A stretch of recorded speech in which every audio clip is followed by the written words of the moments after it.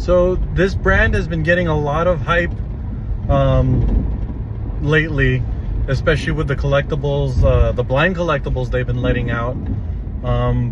My wife and me have been talking about them for a good amount of months, and she's actually been patiently waiting for the right time, right place, the right series and the right collection. And their most recent collaboration is actually with Disney. So this past weekend I was actually able to successfully get one of the Disney family blind boxes from Pop Mart.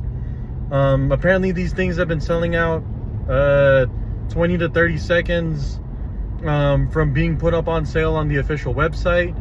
And they've also been people have been lining up for them for 3 to 4 hours, or even camping out overnight just to try and get them. And you know, sometimes not, but again, I was able to successfully get one.